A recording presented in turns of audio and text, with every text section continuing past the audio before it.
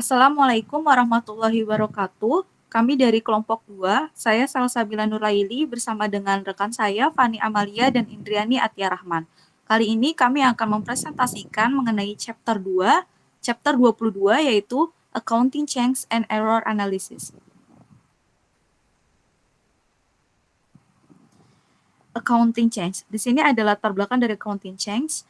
Yang pertama ada alternatif akuntansi yang meliputi satu, mengurangi komparabilitas informasi keuangan antar periode dan antar perusahaan. Kedua, mengaburkan data tren histori yang berguna. Kemudian jenis perubahan akuntansi yang pertama, perubahan kebijakan akuntansi, yaitu perubahan dari satu kebijakan akuntansi yang diterima ke perubahan yang lain. Kedua, perubahan estimasi akuntansi, yaitu perubahan yang terjadi sebagai akibat dari informasi baru atau pengalaman tambahan. Di sini kesalahan tidak dianggap sebagai perubahan akuntansi. Slide.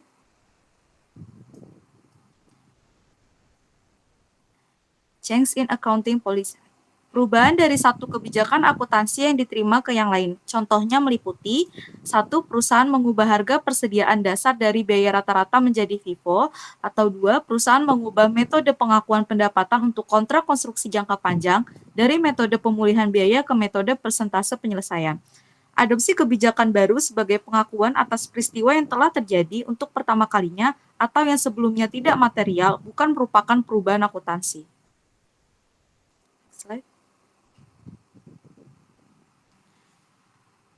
Perubahan akuntansi di sini ada 3 pendekatan untuk melaporkan perubahan. Yang pertama ada laporan perubahan saat ini atau report change currently.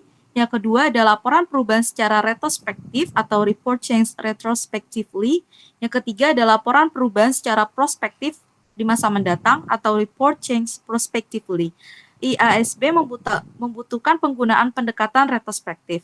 Dasar pemikirannya, yaitu pengguna kemudian dapat membandingkan hasil dengan lebih baik dari satu periode ke periode lainnya. Next slide. Retrospective Accounting Change Approved.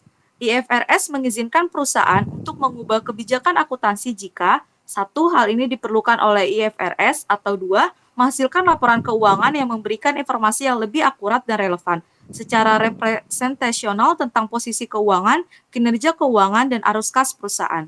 Perusahaan yang melaporkan perubahan harus satu, menyesuaikan laporan keuangan untuk setiap periode, lalu yang disajikan dengan dasar yang sama dengan kebijakan akuntansi baru. Yang kedua, menyesuaikan jumlah tercatat aset dan liabilitas pada awal tahun pertama yang disajikan, ditambah saldo awal laba ditahan. Di sini kita ada contoh ilustrasi dari retrospective accounting change mengenai long-term contracts. Ilustrasi, Denson Company mencatat pendapatannya dari kontrak konstruksi jangka panjang dengan menggunakan metode pemulihan biaya atau biasa disebut zero profit. Pada tahun 2011, perusahaan mengubah metode yang sebelumnya menjadi persentase penyelesaian. Manajemen berkeyakinan bahwa pendekatan ini memberikan ukuran yang lebih tepat atas pendapatan yang diperoleh. Untuk tujuan pajak, perusahaan menggunakan metode pemulihan biaya dan berencana untuk terus melakukannya di masa depan. Asumsikan tarif pajak yang berlaku adalah 40%.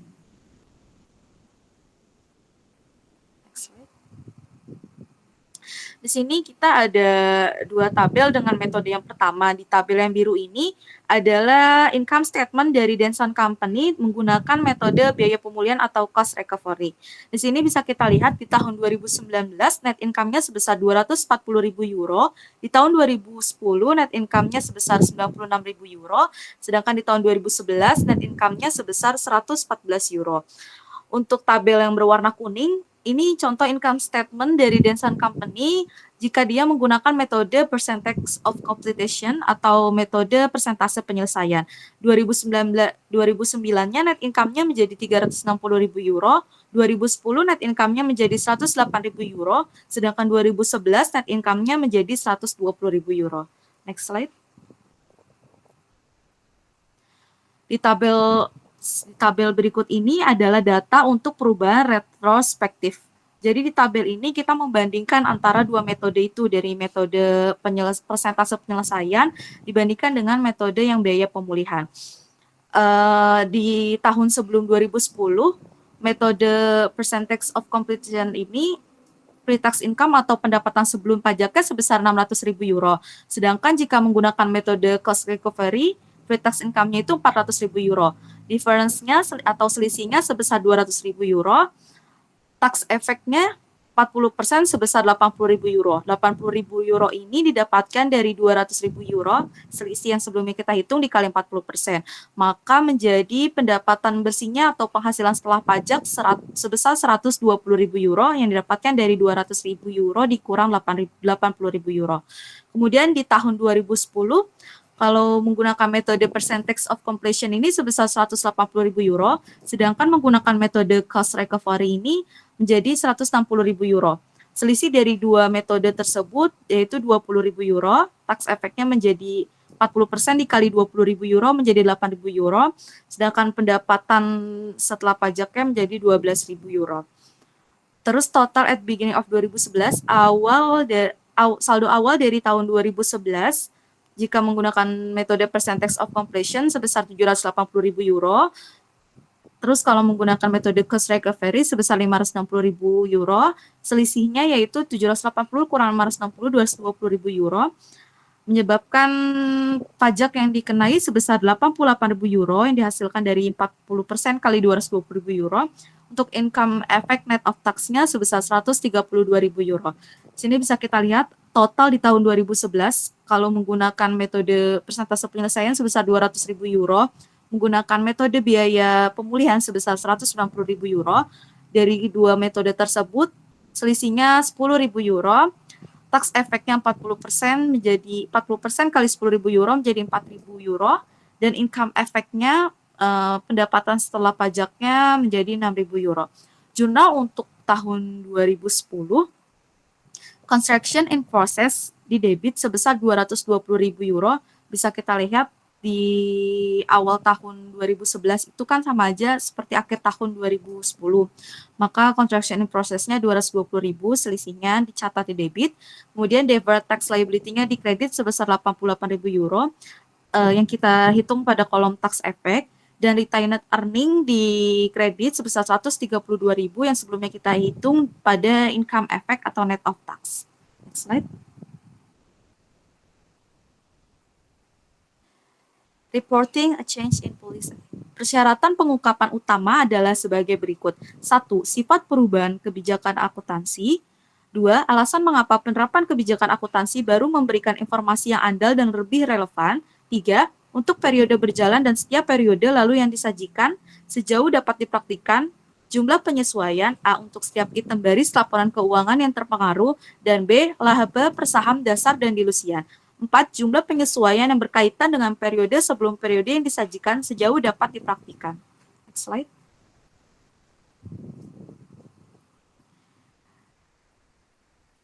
Ini contoh dari income statement dari Denson Company yang sebelumnya kita hitung tadi. Di sini pada tahun 2010 dan 2011 adalah income statement yang kontrak jangka panjangnya itu sudah diubah metodenya menjadi metode percentage of completion atau metode persentase penyelesaian. Di sini kita lihat net income-nya di tahun 2010 sebesar 108.000 euro dan di tahun 2011 sebesar 120.000 euro. Next slide. Karena metodenya berubah, maka pengaruhnya juga berdampak di retained earning statement.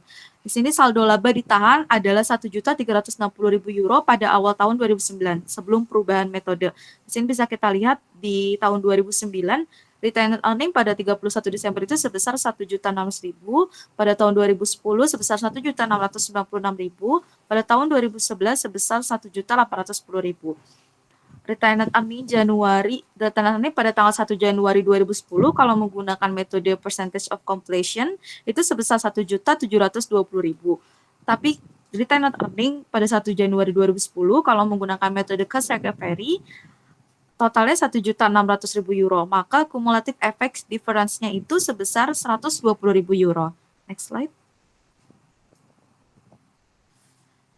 120.000 euro ini akan berpengaruh pada retained earning statement yang setelah perubahan metode. Di sini bisa kita lihat Denson Company retained earning statement setelah perubahan pada tahun 2010 Retained earning 1 Januarinya itu 1.600.000, kemudian ditambahkan dengan adjustment for the cumulative effect on prior years of obtaining retrospectively the new method of accounting for construction contracts. Yang tadi kita jurnal construction contract 120.000-nya ini menambahkan jumlah retained earning. Jadinya retained earning pada tanggal 1 Januari setelah penyesuaian sebesar 1.720.000 ditambah pendapatan 108.000 euro, maka retained earning pada tanggal 31 Desember 2010 sebesar 1.828.000 euro. Untuk tahun 2011, karena sudah mulai pakai metode yang sama, maka tidak ada penambahan dari perubahan metode. Jadinya retained earning di 1 Januari tetap 1.828.000 ditambah net income-nya sebesar 120.000. Retained earning pada tanggal 31 Desember 2011 menjadi 1.948.000 euro. Next slide. Di sini kita ada contoh kedua mengenai retrospective accounting change untuk inventory methods. Asumsikan bahwa Lancer Company telah mencatat persediaannya menggunakan metode FIFO. Pada tahun 2020, perusahaan mengubah metode LIFO ke FIFO karena manajemen percaya pendekatan ini memberikan ukuran biaya persediaan yang lebih tepat. Ilustrasi berikut ini memberikan informasi tambahan terkait dengan Lancer Company. Next.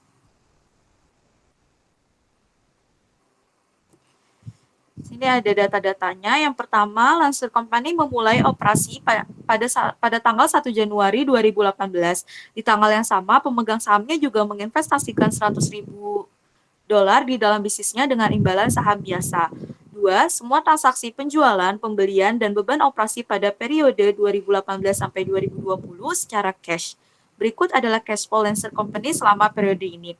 Di tahun 2018, cash flow dari operationnya sebesar $110.000. Di tahun 2019, cash flow dari operationnya sebesar $90.000.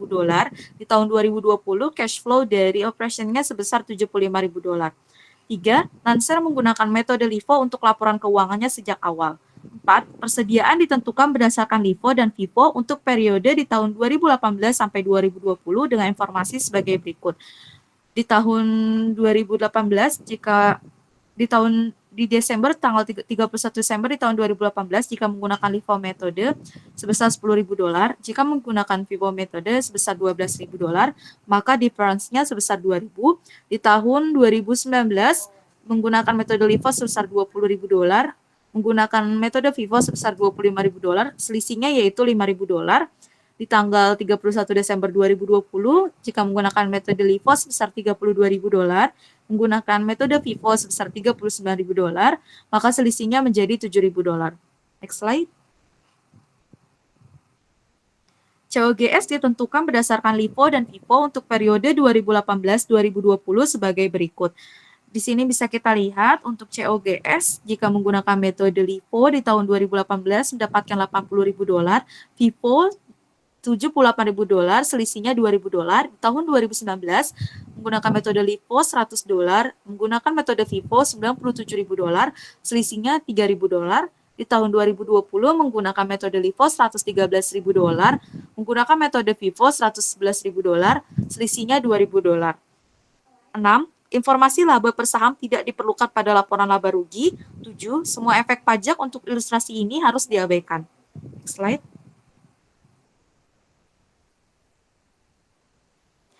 Jadi di sini ada tabel di mana kita menghitung perbedaan dari pendapatan apabila kita menggunakan metode LIFO dan menggunakan metode FIFO. Di tahun 2018, jika menggunakan metode LIFO, maka net income-nya sebesar $120.000, tapi jika menggunakan metode FIFO, net income-nya sebesar $122.000. Di sini selisih dari pendapatan tersebut adalah $2.000.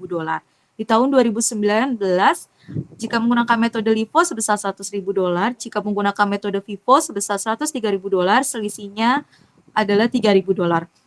Total dari saldo awal di tahun 2020, pendapatan menggunakan metode LIFO $220.000, pendapatan menggunakan metode FIFO sebesar $225.000, selisihnya adalah $5.000. Total sama tahun 2020, jika menggunakan metode LIFO sebesar $87.000, jika menggunakan metode FIFO sebesar $89.000, totalnya adalah $2.000. Jurnal untuk mencatat perubahan metode FIFO pada awal tahun 2020.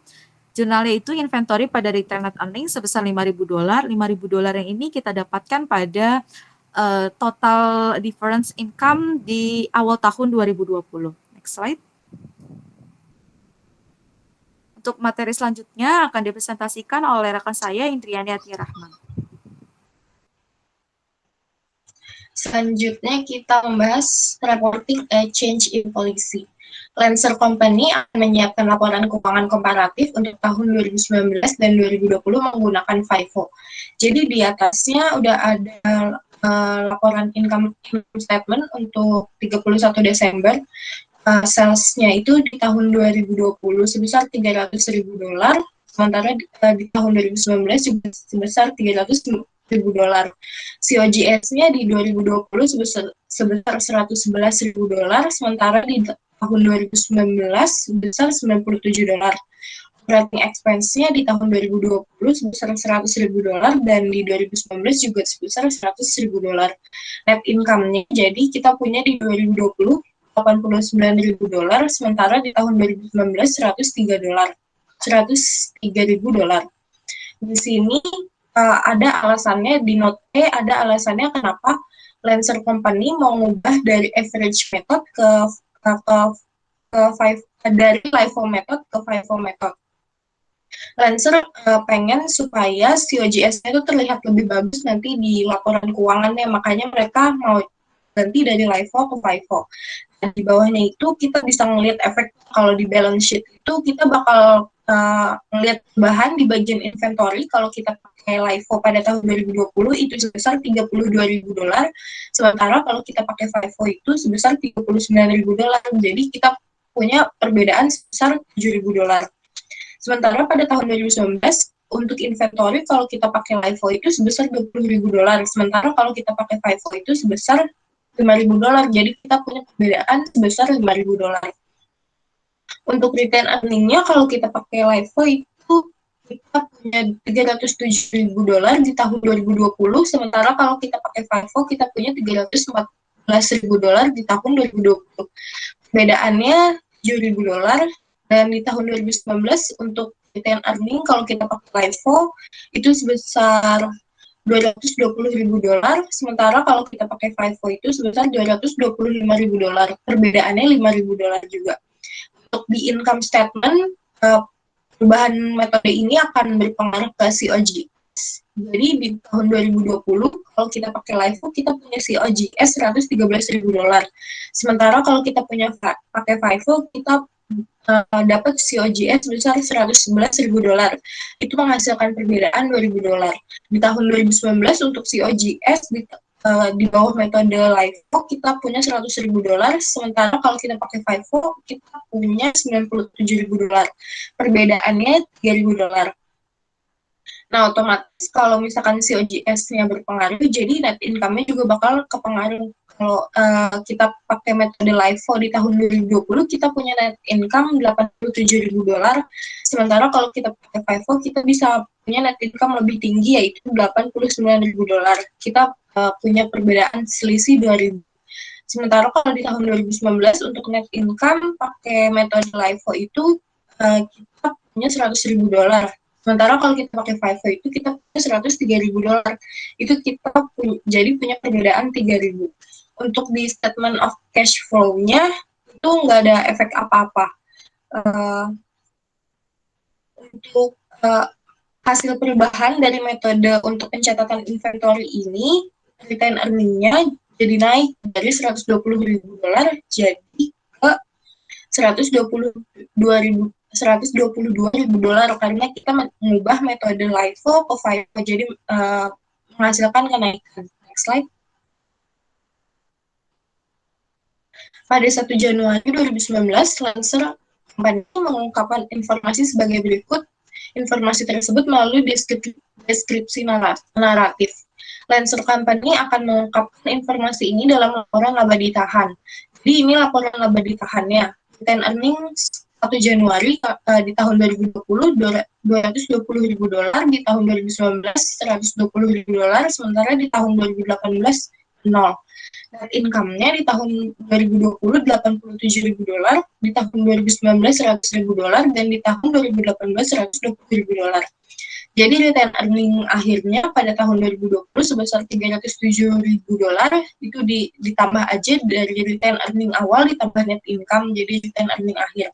Di tahun 2019 kita punya $220.000 dan di tahun 2018 kita punya $120.000. Di bawahnya terlihat perbedaan kalau misalkan kita pakai FIFO dan kita pakai LIFO. Return earning Januari 1 Januari pada tahun 2019 di bawah metode FIFO kita punya $122.000. Sementara kalau kita pakai metode LIFO kita cuma punya $120.000. Jadi cumulative effect difference-nya, perbedaan dari antara dua metode ini menghasilkan $2.000. Next slide.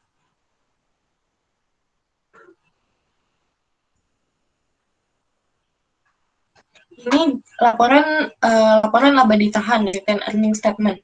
Return earning pada 1 Januari 2019 dilaporkan itu $120.000. Lalu kita tambahkan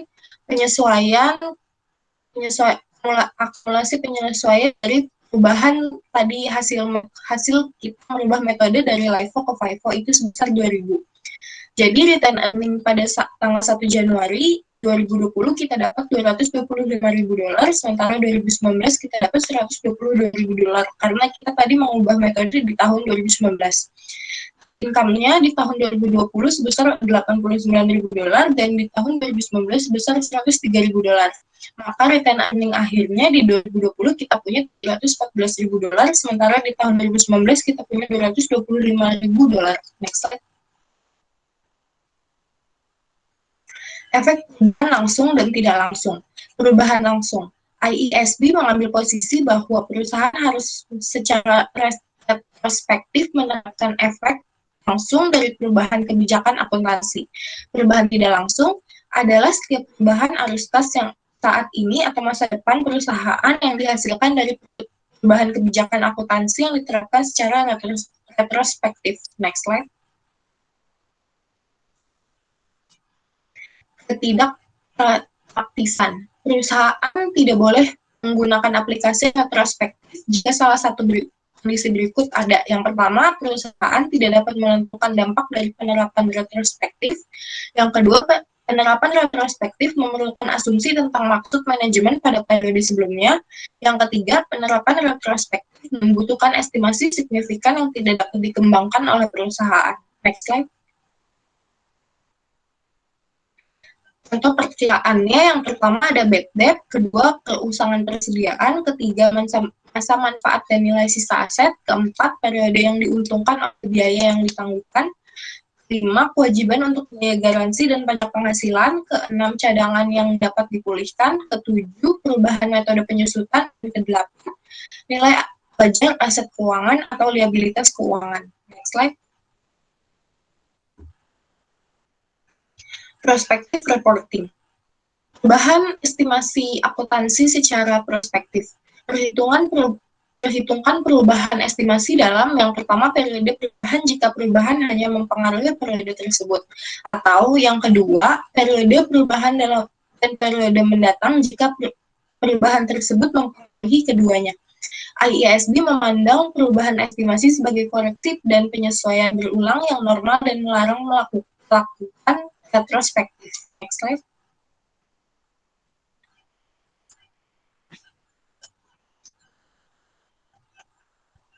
Ilustrasinya kita punya di sini Arcadia High School membeli peralatan seharga $510.000 yang diperkirakan memiliki masa manfaat 10 tahun dengan nilai sisa $10.000 pada waktu akhir tersebut. Penyusutan telah dicatat selama 7 tahun dengan dasar garis lurus. Pada tahun 2010 atau tahun ke-8 ditentukan bahwa estimasi total umur harus 15 tahun dengan nilai sisa $5.000 pada akhir waktu tersebut. Yang dibutuhkan yang pertama apa jurnal untuk mengoreksi beban penyusutan tahun-tahun sebelumnya. Yang kedua, hitung beban penyusutan untuk tahun 2010. Untuk mengoreksi beban penyusutan tahun-tahun sebelumnya, kita nggak perlu jurnal apa-apa. Next slide.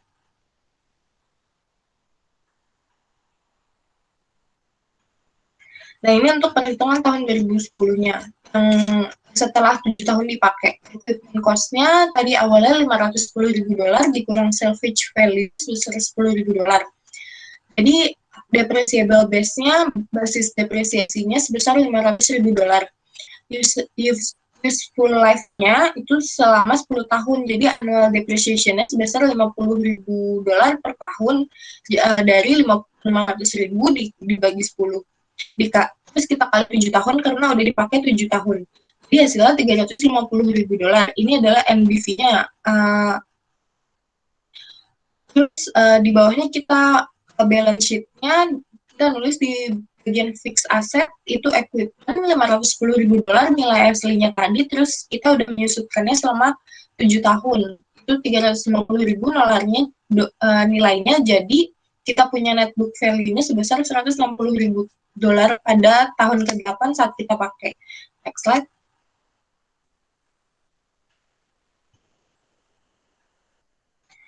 Nah, net book value tadi $160.000 dikurang sama salvage value-nya, nilai sisanya. Karena tadi kita estimasi nilai sisanya itu 5.000, jadi depreciable base-nya sebesar 155.000.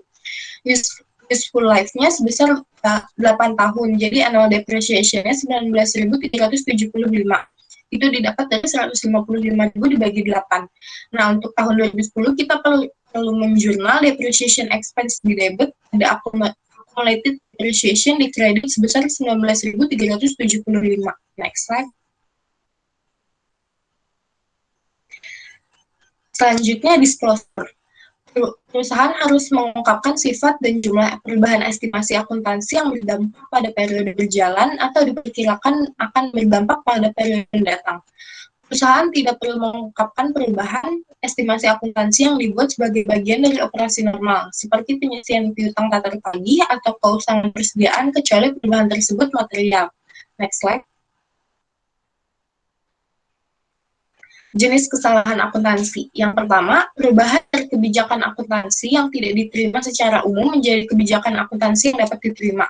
Yang kedua, kesalahan matematika. Ketiga, perubahan estimasi yang bisa terjadi karena perusahaan tidak menyusun estimasi dengan itikat baik. Keempat, kegagalan untuk memperoleh atau menunda pengeluaran atau pendapatan tertentu. Kelima, penyalahgunaan fakta. Keenam, klasifikasi biaya yang salah sebagai beban dan bukan aset dan sebaliknya. Next slide.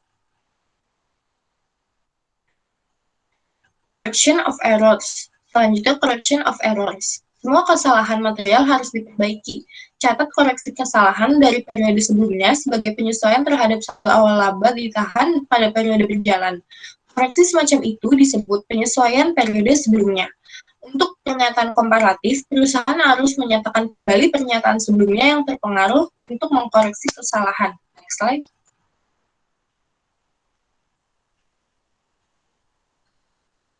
Di sini kita ada ilustrasi contohnya Selectro Company. Pada tahun 2012, bagian pembukuan Selectro Company menemukan kesalahan.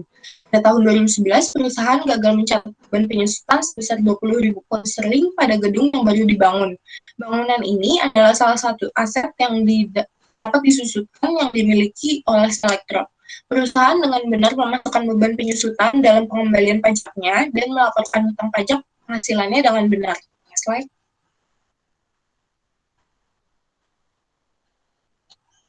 Nah, ini laporan laba rugi tahun 2011 dengan dan tanpa kesalahan. Jadi income before depreciation expense-nya kalau sebelum kesalahan dan sesudah tanpa kesalahan itu sama-sama 100.000 pound sterling. Nah, depreciation expense-nya kalau nggak ada kesalahan itu sebenarnya ada 20.000, sementara tadi kita salah catat itu jadi 0. Jadi kita nggak nyatet depreciation expense-nya. Lalu income before taxes-nya jadi kalau tanpa ada kesalahan kita punya 80.000, tapi karena salah catat jadi 100.000. Jadi tetap 100.000 karena nggak ada pengurangannya. Lalu income before income tax sebesar 32.000. Terus deferred-nya sebesar 8.000. Jadi kalau tanpa kesalahan kita mengakui income before income tax-nya sebesar 32.000, tapi karena ada kesalahan kita tadi mengakui 40.000. Lalu net income-nya kita jadi kalau tanpa kesalahan kita punya 48.000, sementara karena kita tadi salah mencatat, kita jadi punya 60.000. Tunjukkan entry yang seharusnya dibuat dan dibuat untuk selektor untuk mencatat beban penyusutan dan pajak penghasilannya. Next slide.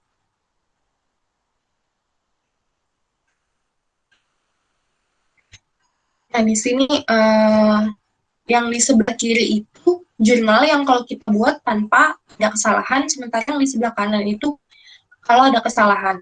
Jadi yang tanpa kesalahan harusnya kita menjurnal depreciation expense pada accumulated depreciation on building sebesar 20.000, lalu income tax expense pada income tax-nya income tax payable sebesar 32.000. Tapi karena kita tadi salah, kita nggak mencatat depresiasinya, jadi kita langsung mencatat ke beban-beban pajaknya itu jadi income tax expense sebesar 40.000, deferred tax liability sebesar 8.000, dan income tax payable sebesar 22.000.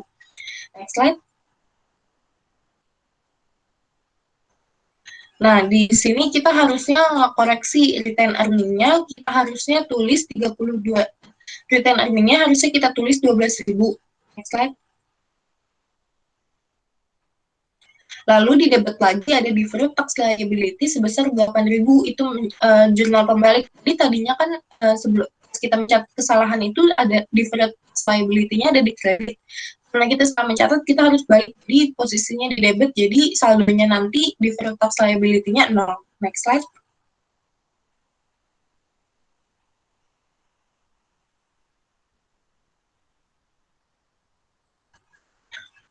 Lalu terakhir di kredit ada accumulated depreciation on building sebesar 20.000 yang harus kita masukkan. Next slide.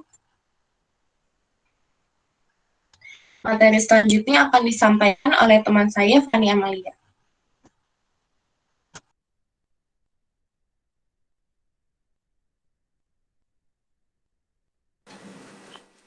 Untuk selanjutnya adalah ilustrasi.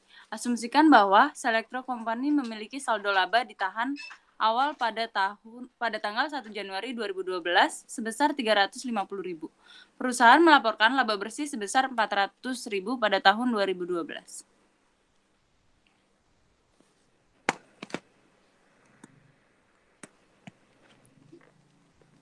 Maka untuk retained earning awalnya itu kan 350.000.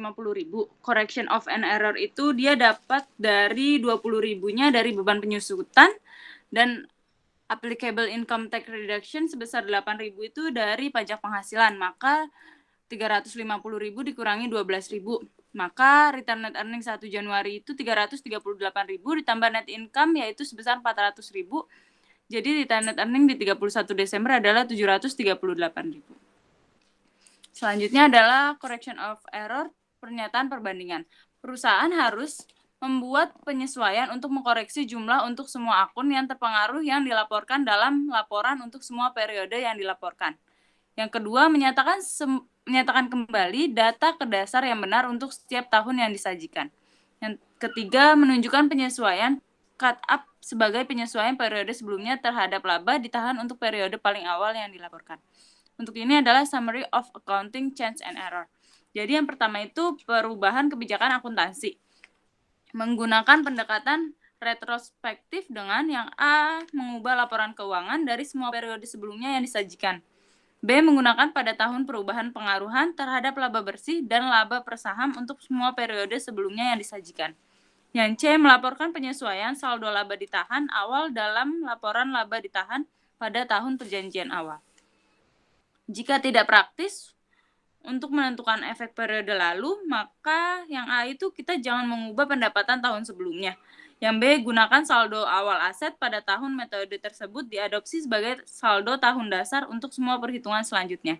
Yang C, mengungkapkan dampak perubahan pada tahun berjalan dan alasan untuk menghilangkan perhitungan, dampak kumulatif, dan jumlah dampak sebelumnya. Dan jika perubahan estimasi akuntansi, menggunakan pendekatan saat ini dan prospektif dengan A, melaporkan laporan keuangan saat ini dan masa depan dengan dasar baru. Yang B, menjanjikan laporan keuangan periode sebelumnya seperti yang dilaporkan sebelumnya. C, tidak membuat penyesuaian pada saldo awal periode berjalan untuk efek pada periode sebelumnya. Dan jika berubah karena kesalahan, menggunakan pendekatan penyajian kembali dengan A mengkoreksi semua laporan periode sebelumnya yang disajikan. Yang B menyatakan kembali saldo awal, return net earning untuk periode pertama yang disajikan ketika efek kesalahan terjadi pada periode sebelum periode pertama yang disajikan. Motivation for change of accounting method. Mengapa perusahaan mungkin lebih memilih metode akuntansi tertentu? Beberapa alasannya. Yang pertama itu biaya politik, struktur modal, pembayaran boros, dan yang terakhir penghasilan lancar. Perusahaan harus menjawab 3 pertanyaan terkait error analisis. Yang pertama, apa jenis kesalahan yang terlibat? Yang kedua, entry apa yang diperlukan untuk memperbaiki kesalahan? Yang ketiga, setelah ditemukan kesalahan, bagaimana laporan keuangan disajikan kembali? Perusahaan memperlakukan kesalahan sebagai penyesuaian periode sebelumnya dan melaporkan pada tahun berjalan sebagai penyesuaian saldo awal laba ditahan. Statement of Financial Position Error. Kesalahan laporan posisi keuangan hanya mempengaruhi penyajian aset akun, kewajiban, dan ekuitas pemegang saham. Kesalahan tahun berjalan mengklasifikasi ulang item ke posisi yang tepat. Dan jika kesalahan tahun sebelumnya, menyatakan kembali laporan posisi keuangan tahun sebelumnya untuk tujuan perbandingan. Klasifikasi pendapatan atau beban yang tidak tepat. Jika kesalahan tahun berjalan, maka kita mengklasifikasikan ulang item ke posisi yang tepat. Jika kesalahan tahun sebelumnya, menyatakan kembali laporan laba rugi tahun sebelumnya untuk tujuan perbandingan. SOFP dan Income Statement Error. Kesalahan penyeimbang. Akan diimbangi atau dikoreksi selama 2 periode. Yang pertama, jika perusahaan telah menutup pembukuan. Itu 1, jika kesalahan sudah diimbangi, entry tidak diperlukan. Jika kesalahan belum diimbangi, buat jurnal untuk menyesuaikan saldo laba ditahan saat ini. Untuk tujuan perbandingan, penyajian kembali diperlukan, bahkan jika entry jurnal koreksi tidak diperlukan. Kesalahan penyeimbang akan diimbangi atau dikoreksi selama 2 periode. Ini yang kedua, jika perusahaan belum menutup pembukuan. Jika kesalahan sudah diimbangi, buat entry untuk memperbaiki kesalahan pada periode berjalan dan untuk menyesuaikan saldo awal laba ditahan. Jika kesalahan belum diimbangi, buat entry untuk menyesuaikan saldo awal laba ditahan. Ilustrasi pemeriksaan catatan akuntansi untuk tahun-tahun ini menunjukkan bahwa Hudson membuat beberapa kesalahan dalam mencapai jumlah laba bersih yang dilaporkan. 1. Perusahaan secara konsisten menghilangkan dari catatan upah yang diperoleh pekerja tetapi tidak dibayarkan pada 31 Desember. Jumlah yang dihilangkan adalah pada tahun 2018 sebesar 1.000, 2019 1.400, dan 2020 1.600. Itu ketika akhir tahun. Ketika dibayar pada tahun berikutnya, Hudson mencatat jumlah ini sebagai biaya. Yang kedua, perusahaan melebih-lebihkan persediaan barang dagang pada tanggal 31 Desember 2019 sebesar 1.900 sebagai akibat dari kesalahan yang dibuat dalam pijakan dan perpanjangan pada lembar persediaan. Yang ketiga, pada tanggal 31 Desember 2019, Hudson membebankan biaya asuransi yang belum kadaluarsa sebesar 1.200 berlaku untuk tahun 2020. Yang keempat, perusahaan tidak mencatat pada tanggal 31 Desember 2019 piutang bunga sebesar 240.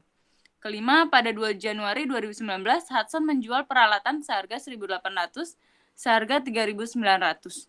Pada tanggal penjualan, peralatan tersebut telah mengakumulasi penyusutan sebesar 2.400. Perusahaan mencatat penerimaan kas sebagai miscellaneous income di tahun 2019. Selain itu, perusahaan telah terus mencatatkan penyusutan untuk peralatan ini baik di tahun 2019 maupun 2020 dengan tarif 10% biaya. Untuk memperbaiki biaya yang tidak tepat untuk wages and salaries tahun 2020 yaitu return net earnings 1.400 pada salaries and wages expense sebesar 1.400. Dan untuk mencatat biaya upah yang tepat pada tahun 2020 adalah salaries and wages expense pada salaries and wages payable sebesar 1.600. Jadi ini untuk memperbaikinya, untuk mencatatnya ulang. Untuk mencatat biaya asuransi yang tepat tahun 2020 adalah insurance expense pada retirement earnings sebesar 1.200. Dan untuk memperbarui kredit yang tidak tepat untuk pendapatan bunga tahun 2020 adalah interest revenue pada retained earnings sebesar 240. Dan untuk mencatat penghapusan peralatan tahun 2019 dan penyesuaian laba ditahan adalah retained earning 1.500, akumulasi depreciation equipment 2.400 pada equipment 3.900. Dan untuk memperbaiki pembebanan biaya penyusutan yang tidak tepat tahun 2019 dan 2020 adalah akumulasi depreciation equipment sebesar 780, depreciation expense 390 pada retained earning 390. Untuk selanjutnya adalah pembahasan soal. Yang pertama itu 21.2.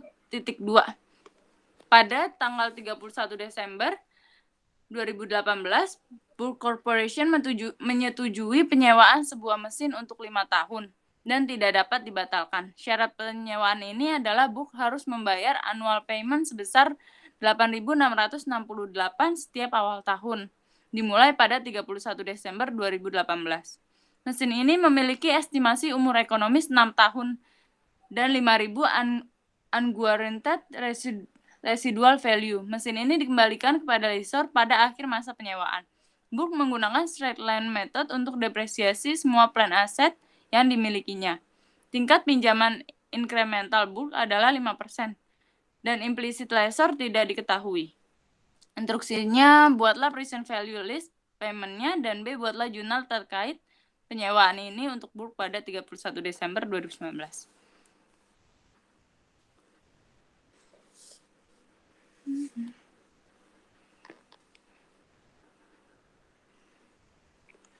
Maka untuk jawabannya adalah pertama kita cari perhitungan present value list payment. Dari 8.668 itu adalah yang harus dibayar setiap tahunnya dikali present value 5 tahun dikali 5 tahun, yaitu mesin penyewaannya dikali 5%, maka menghasilkan 39.404. Dan untuk jurnal terkait list Bulk untuk bulan Desember 2019, yang pertama itu kita cari dulu yang 2018, 31 Desember 2018. Untuk dia penyewaannya, jurnalnya adalah right of use asset pada list liability sebesar 39.404. Dan untuk pembayaran awalnya itu, jurnalnya list liability pada cash sebesar 8.668 yang dibayarkan setiap tahunnya. Dan untuk 31 Desember 2019 adalah depreciation expense pada right of use asset sebesar 7.881. Itu dihasilkan dari 39.404 dari list payment-nya dibagi 5. 5 itu dari penyewaan mesinnya itu 5 tahun. Dan untuk pembayaran tahun kedua itu kita kan mengeluarkan cash 8.668 dan untuk list liability-nya 7.131 pada dan interest expense-nya itu 1.537. Interest expense itu dihasilkan dari 39.404 dikurangi pembayaran cash-nya 8.668 dikali itu bunganya 5%. Jadi interest expense-nya itu 1.537. Jadi list liability-nya tinggal dikurangin dari cash dikurang interest expense. Untuk soal selanjutnya akan dijelaskan oleh teman saya Selsabila Nuraili. Untuk pembahasan soal selanjutnya yaitu exercise 21.13 mengenai leasing dan lessor entries, sales type leasing, guaranteed residual value. Phelps Mills menyewakan sebuah bangunan ke WAS Ltd pada 1 Januari 2019. Berikut adalah data terkait dengan perjanjian sewa tersebut. 1. Persyarat sewa adalah selama 5 tahun dengan rental payment sama pada setiap tahunnya sebesar 4.703 pada awal tahun. Yang kedua, kepemilikan tidak dipindahkan pada akhir masa penyewaan, tidak ada penawaran untuk pembelian, dan aset tersebut tidak bersifat khusus. 3. Bangunan tersebut memiliki nilai sisa atau fair value sebesar 23.000 pound sterling, book value pada Phelps sebesar 16.000 pound sterling, dan umur ekonomi selama 6 tahun. Pada akhir masa perjanjian sewa, Phelps dan Walsh mengharapkan adanya unguaranteed residual value atau nilai sisa yang tidak dijamin sebesar 4.000 pound sterling, 5. Phelps ingin memiliki keuntungan sebesar 8% pada penyewaan ini dan adanya kemungkinan untuk ditagihkan. Rate ini telah diketahui oleh Walls. Next. Instruksi A. Bagaimana Phelps sebagai lessor mengklasifikasikan sewa ini, bagaimana awalnya Phelps mengukur piutang sewa, dan bagaimana awalnya Walls mengukur kewajiban sewa dan aset hak guna. B. Dengan menggunakan fakta asli sewa, tunjukkan entry jurnal yang dibuat oleh Phelps dan Walls pada tahun 2019. C. Misalkan seluruh nilai sisa yang diharapkan sebesar 4.000 pound sterling dijamin oleh Walls, bagaimana ini akan mengubah jawaban untuk untuk poin yang A. Yang D, asumsikan fakta yang sama seperti bagian E21.13.C, kecuali nilai sisa yang diharapkan adalah 3.000 pound sterling. Apakah jawaban Anda berubah? Next slide.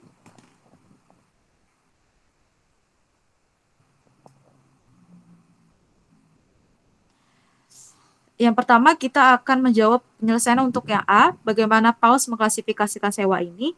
Sewa akan diklasifikasikan sebagai sales type lease atau penyewaan dengan tipe penjualan untuk Phelps, sementara kepemilikan tidak dialihkan pada akhir masa sewa, tidak ada opsi pembelian dengan harga murah, aset tidak terspesialisasi, dan menurut pengujian nilai kini itu tidak terpenuhi. Nanti untuk perhitungannya akan kita bahas. Dan masa sewa lebih besar dari 75% dari masa manfaat aset. Untuk pengujian nilai kininya ini, di sini ada perhitungannya. Annual rental payments-nya sebesar 4.703 yang kita dapatkan dari informasi soal.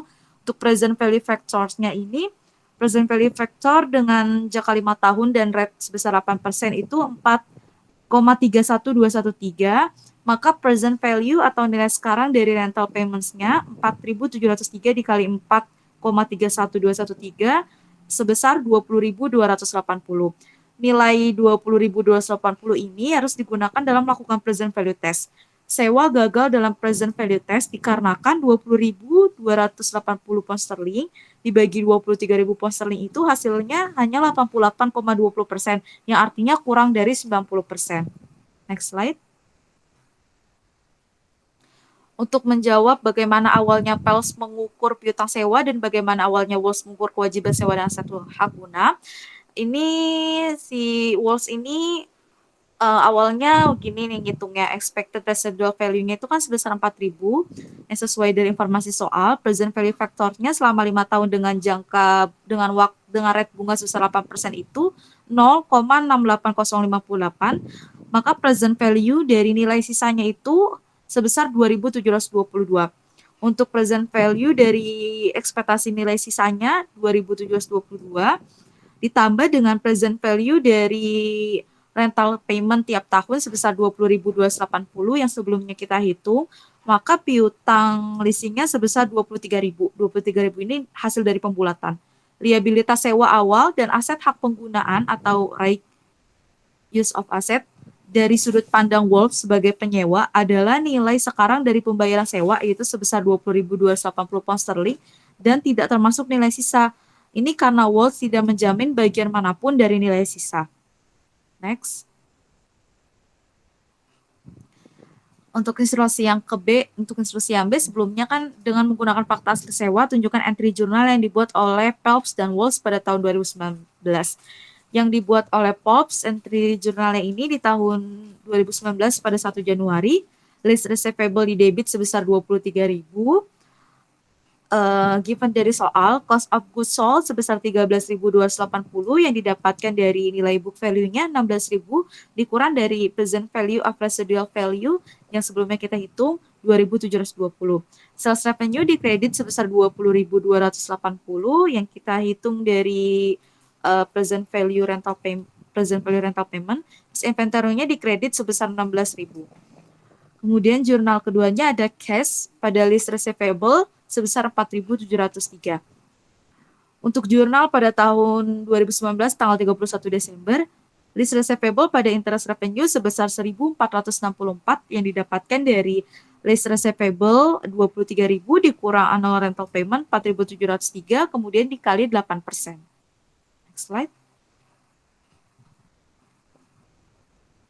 Nah, yang ini adalah entry yang akan dibuat oleh Walls pada tanggal 1 Januari 2019 yang akan dibuat oleh Walls sebagai peminjam atau lisi. Right of use asset pada lease liability sebesar 20.280 yang sebelumnya kita perhitungkan. Kemudian lease liability pada cash sebesar 4.703 given dari soal. Di tanggal 31 Desember 2019, jurnalnya interest expense pada lease liability sebesar 1.246 yang didapatkan dari nilai kini dari rental payments yang 20.280 dikurang annual rental payments yang sudah dibayar sebelumnya 4.703 baru dikali 8%. Untuk jurnal selanjutnya ada depreciation expense pada right of use asset sebesar 4.056 yang didapatkan dari nilai kini rental payments dibagi jangka waktu dari peminjaman itu kan 5 tahun. 20.280 dibagi 5 tahun. Next slide. Untuk menjawab instruksi yang C yang misalkan seluruh nilai sisa yang diharapkan sebesar 4.000 pound sterling dijamin oleh Walls, bagaimana ini akan mengubah jawaban untuk bagian exercise 21.13.a. Jika nilai sisa dijamin, Walls mungkin perlu mempertimbangkan ulang jaminan dalam mengukur kewajiban sewanya. Yang D, asumsikan fakta yang sama seperti bagian exercise 21.13 poin C, kecuali nilai sisa yang diharapkan adalah 3.000. Apakah jawaban Anda berubah? Walls perlu memasukkan nilai kini dari jumlah yang mungkin terutang berdasarkan jaminan nilai sisa dalam pengukuran awal liabilitasnya. Karena nilai sisa yang diharapkan kurang dari nilai sisa yang dijamin, Walls harus menyertakan nilai sekarang dari selisihnya atau jumlah yang diharapkan untuk dibayar POPs pada akhir masa sewa. Dengan demikian, pengukuran awal liabilitas dan aset hak guna akan menjadi, di sini perhitungannya present value of rental payments-nya 20.280 yang sebelumnya kita hitung, ditambah dari present value of amount probable to be owed yang harusnya yang diasumsikan 3.000 itu 4.000 dikurang 3.000 dikali present value factor selama 5 tahun dengan jangka bunga 8 dengan rate bunga 8% yaitu 0,68058 hasilnya menjadi 681. Maka lease liability atau liabilitas sewanya menjadi 20.961. Slide. Untuk problem 21.2 akan dipresentasikan oleh rekan saya Indriani Atia Rahman. Selanjutnya pembahasan problem 21.2 tentang leasing entries and statement of financial position presentation. Pada 1 Januari 2019, Cage Company menyetujui untuk menyewa peralatan selama 5 tahun. Serta menyetujui untuk membayar $120.987 setiap awal tahun, dimulai pada 1 Januari 2019. Peralatan yang disewakan akan dikapitalisasikan seharga $550.000. Aset ini akan diamortisasikan menggunakan double declining balance dan obligasinya menggunakan basis effective interest. Pinjaman incremental Cage sebesar 6% dan tingkat implisit pada penyewaan sebesar 5%. Hal ini sudah diketahui oleh Cage. Peralatan akan dipindah tangankan ke Cage pada akhir masa penyewaan. Aset ini memiliki estimasi umur ekonomis 5 tahun dengan tanpa nilai residu. Next slide.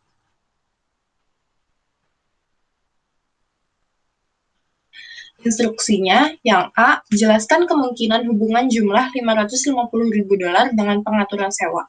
Yang B, buatlah ayat jurnal atau ayat jurnal yang harus dicatat oleh Cage pada tanggal 1 Januari 2019. Yang C, buatlah ayat jurnal untuk mencatat amortisasi aset sewaan dan beban bunga untuk tahun 2019. D, buatlah ayat jurnal untuk mencatat pembayaran sewa tanggal 1 Januari 2020 dengan asumsi ayat jurnal kembali tidak dibuat. E, berapa jumlah yang akan muncul pada laporan posisi keuangan penyewa pada 31 Desember 2019 relatif terhadap kontrak sewa. Yang F, berapa nilai kewajiban sewa di bagian E21.2 poin B berubah jika Cage juga menyetujui untuk membayar asuransi tahunan tetap atas peralatan sebesar $2.000 pada saat yang sama dengan pembayaran sewa. Next slide. Yang pertama, kita bahas yang jelaskan kemungkinan hubungan jumlah $550.000 dengan pengaturan sewa. $550.000 adalah present value dari 5 pembayaran sewa tahunan sebesar $120.987 yang harus dilakukan pada awal pada awal setiap tahun dengan diskon 5%, karena penyewa mengetahui tingkat implisitnya. Kemudian yang B, buatlah ayat jurnal atau ayat jurnal yang harus dicatat pada tanggal 1 Januari 2019. Di debit ada right of use assets, pada kreditnya lease liability sebesar $550.000. Ini dihasilkan dari annual payments dikali present value factor annuity due 5 tahun 5%, itu $120.987 dikali 4,54595, jadi 550.000. Lalu jurnal keduanya list liability pada cash masing-masing sebesar $120.987. Next slide. C, buatlah ayat jurnal untuk mencatat amortisasi aset sewaan dan beban bunga untuk tahun 2019. Di debit ada depreciation expense, pada kreditnya right of use assets sebesar $320.000. Ini didapat dari $550.000 dikali 40%. 40% itu tarif karena tadi dia ngasih informasi bahwa mereka pakai double cleaning balance. Terus jurnal untuk interest expense-nya, di debit ada interest expense pada lease liability di kredit masing-masing sebesar $21.451. Perhitungannya ada di schedule amortization yang bawah. Itu diambil dari 1 Januari 2020 di bagian interest 5%, liability 21.451. Next slide. Buatlah ayat jurnal untuk mencatat pembayaran sewa tanggal 1 Januari 2020 dengan asumsi ayat jurnal pembalik tidak dibuat. Jurnalnya jadi list liability pada cash masing-masing sebesar $987.000.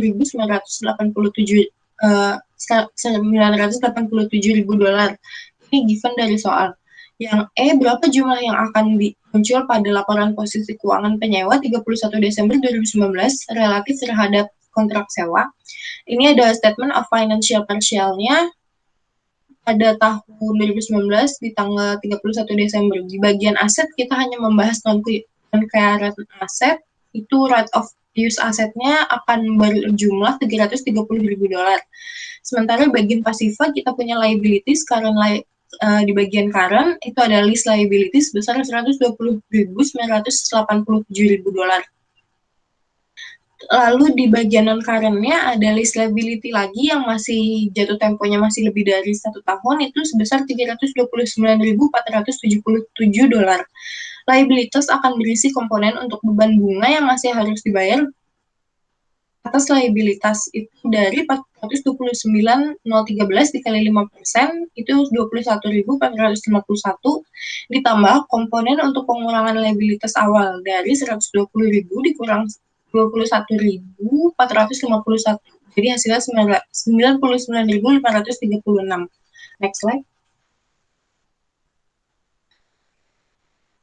Yang terakhir, berapa nilai kewajiban sewa di bagian 21.2 poin B berubah jika Cage juga setuju untuk membayar asuransi tahunan tetap atas peralatan sebesar $2.000 pada saat yang sama dengan pembayaran sewa.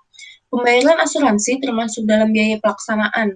Dengan asumsi sewa bruto, pembayaran asuransi harus dimasukkan dalam present value dari pembayaran sewa ketika awalnya menilai liabilitas sewa. Oleh karena itu, kewajiban awal akan tampak sebagai berikut. Jadi kita punya present value of rental payment-nya sebesar $550.000 yang tadi given dari soal. Lalu kita hitung present value untuk insurance payment-nya itu dari 2.000, nominal insurance kita dikali present value annuity due 5 tahun 5%, itu sebesar 4,454.595. Hasilnya $9.092. Jadi list liability-nya kita harus bayar sebesar $540.908. Next slide. Sekian presentasi chapter 22 dan soal jawab dari kami. Semoga bermanfaat. Wassalamualaikum warahmatullahi wabarakatuh.